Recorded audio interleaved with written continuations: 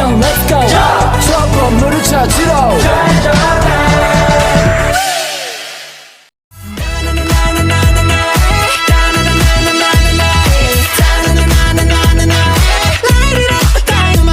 Cause I'm in stars tonight. So watch me.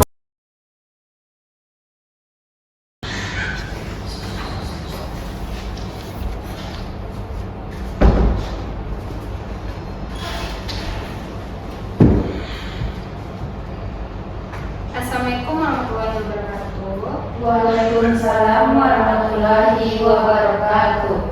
Selamat pagi semuanya. Pagi Bu. Gimana kabarnya hari ini? Alhamdulillah baik Bu. Baik. Sebelum kita mulai pelajaran hari ini, alangkah baiknya kita berdoa terlebih dahulu. Untuk ketua kelas, tolong dipimpin doa. Baik, berdoa mulai.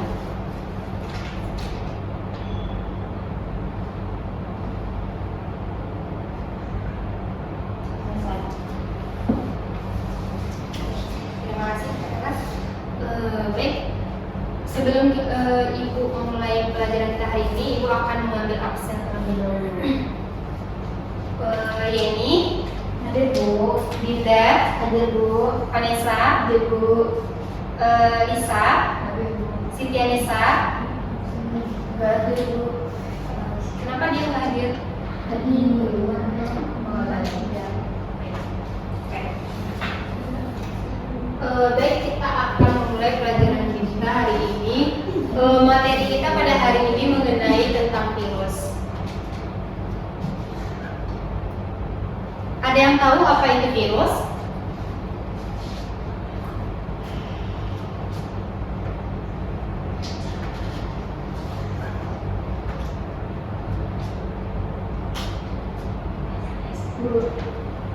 Iya, Vanes.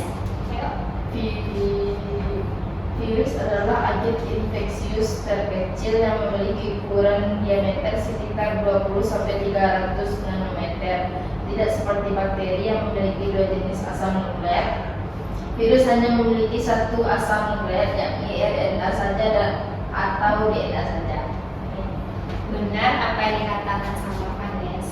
Jadi virus itu merupakan suatu parasit yang ukurannya itu kecil atau mikro, yang mana dia akan menginfeksikan sel organismenya secara biologis ke sel inang atau sel ibunya. Oke, selanjutnya kita akan membahas mengenai struktur virus. Jadi struktur virus ini terdiri atas 3. Yang pertama ada bagian kepala. Yang pertama ada bagian kepala, kemudian ada bagian leher, kemudian yang terakhir itu ada bagian ekor. Nah, pada bagian kepala ini dia terdiri atas 2, yang mana di situ ada kapsid dan DNA. Nah, kapsid ini merupakan suatu selubung atau seperti kotak yang mana dia di dalamnya terdapat DNA. Kemudian untuk leher itu merupakan bagian yang menghubungkan antara kepala dengan bagian ekor.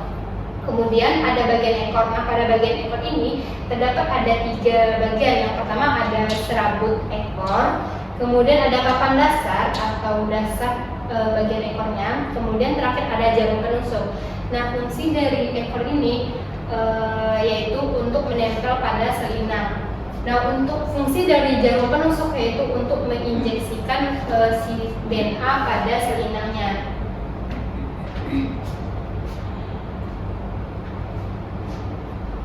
Kemudian ciri-ciri virus.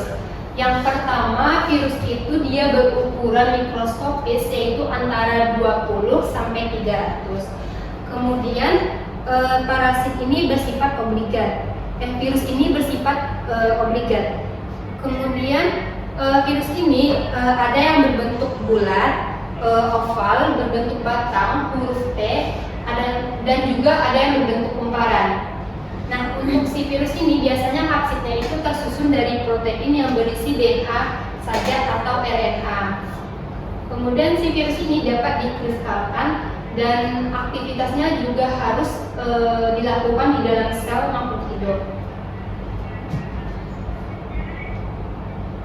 Kemudian untuk reproduksi virus. Nah, reproduksi virus ini ada dua. Yang pertama ada secara siklus litik, kemudian juga ada secara siklus lisogenik. Nah, pada kedua proses ini dia ada tahapannya. Nah, yang pertama untuk siklus litik. Nah, pada siklus litik ini dia terdiri dari 5 fase. Yang pertama ada fase absorpsi atau fase penempelan. Kemudian ada fase injeksi atau fase memasukkan asam inti atau DH. Kemudian ada fase sintesis, yang mana fase sintesis ini merupakan fase pembentukan. Kemudian ada fase assemblin atau fase perakitan, dan yang terakhir ada fase litik atau pemecahan selina. Kemudian selanjutnya ada siklus lisogenik. Nah, pada siklus lisogenik ini ada 5 tahapan juga. Yang pertama ada fase penggabungan, ada fase pembelahan, ada fase sintesis, fase perakitan, dan fase litik.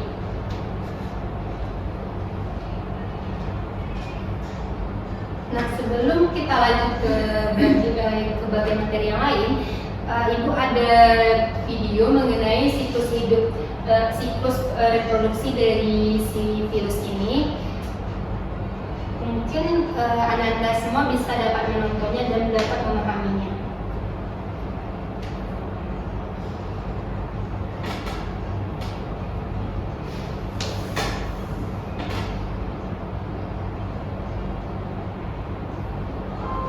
Ini untuk daur litik. Aktivitas metabolisme dalam sel, beradaptasi dan menghancurkan sel inang. Virion menempel pada bagian reseptor spesifik sel inang dengan menggunakan seluruh ekor. Pada fase injeksi, seluruh ekor berkontraksi untuk membuat lubang yang menembus dinding dan membran sel. Kemudian virus menginjeksi bakteri genetiknya ke dalam sel inang. Di dalam sel inang, DNA virus menghancurkan seluruh DNA sel inang. Virus kemudian mengambil alih seluruh aktivitas metabolisme sel inang untuk bereplikasi.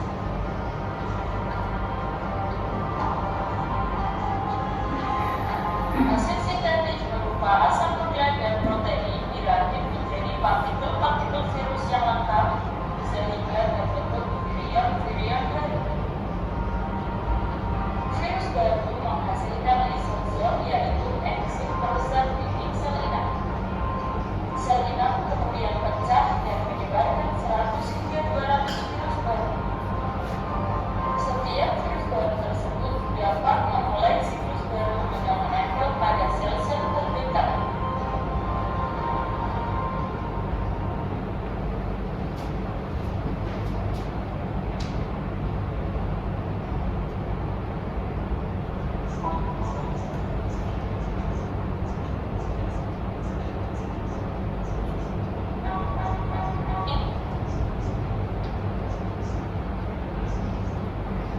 Pada siklus lisogenik, Nah, ini adalah contoh, dan ini adalah merupakan daur siklus dari virus secara lisogenik.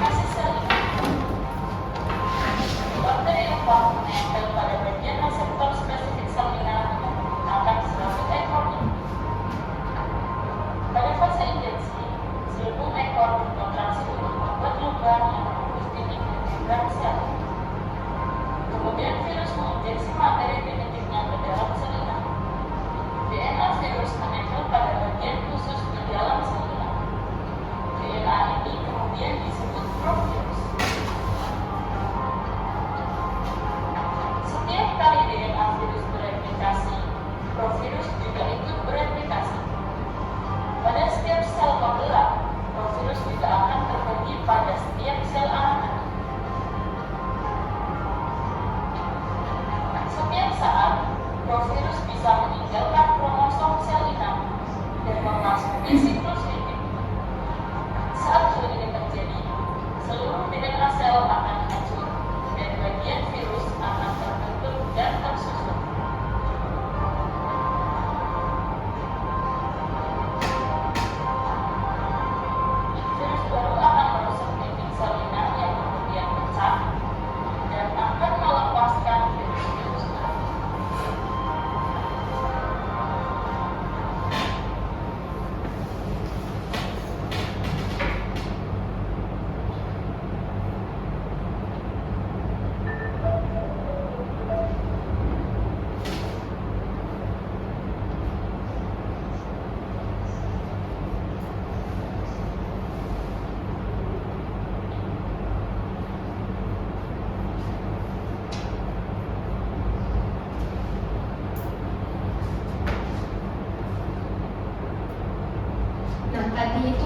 merupakan daur hidup atau cara reproduksi si virus. Nah, kemudian kita akan masuk pada peran virus. Nah, peran virus ini ada dua. Yang pertama ada yang menguntungkan dan juga ada yang merugikan. Nah, untuk yang menguntungkan itu biasanya si virus ini dapat digunakan untuk membuat antitoksik. Maksud di sini bisa dibuat untuk mengantisipasi dari racun atau toksik. Kemudian yang kedua, si virus ini juga dapat memproduksi vaksin. Kemudian virus juga dapat melemahkan bakteri dan juga dapat menyerang patogen yang asing. Nah, untuk peran yang merugikan itu sendiri terdapat 3. Yang pertama ada pada tumbuh-tumbuhan, hewan dan juga manusia. Nah, pada tumbuh-tumbuhan itu biasanya pada mozaik pada daun tembakau atau nama virusnya adalah tobacco mosaic virus. Dan juga mozaik pada kentang yang disebut dengan virus potato mosaic virus. Kemudian pada hewan itu biasanya tetelo pada unggas Newcastle disease virus. Kemudian cacar pada sapi Vicina virus, dan lidah biru pada biri-biri orbivirus dan tumor kelenjar susu monyet yang disebut dengan virus Monkeyma mari tumor virus. Nah, pada manusia juga ada, itu biasanya influenza virus, Aedes retrovirus SARS, coronavirus flu burung, avian virus.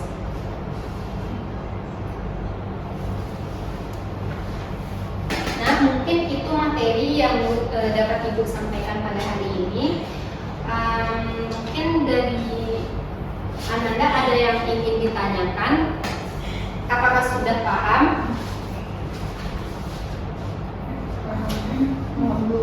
Baik.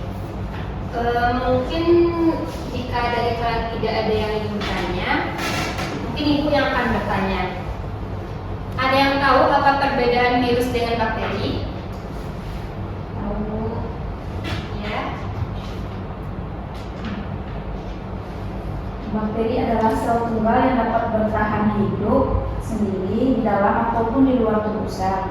Sedangkan virus yaitu infeksi yang masuk dan berkembang biak di dalam sel inang yang sehat. Virus dan bakteri memiliki penyebab gejala yang serupa.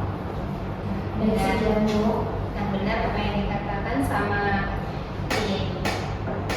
Baik, untuk pertanyaan selanjutnya, ada yang tahu dari penjelasan Ibu tadi struktur tubuh virus? Ada yang tahu struktur tubuh virus?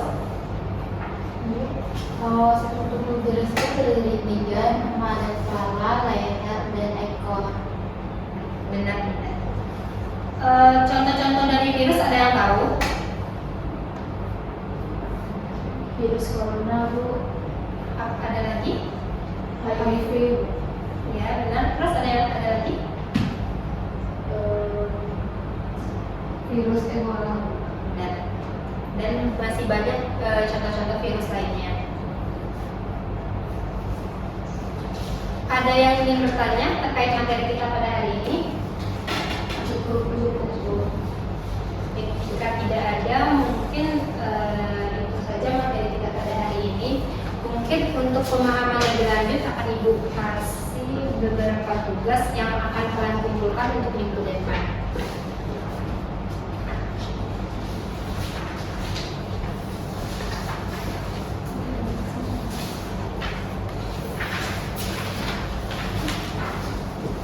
Nah, tugas ini akan fungsinya sebagai untuk menguji atau menguji pemahaman kalian sampai di mana kalian memahami mengenai materi yang Ibu ajarkan tadi.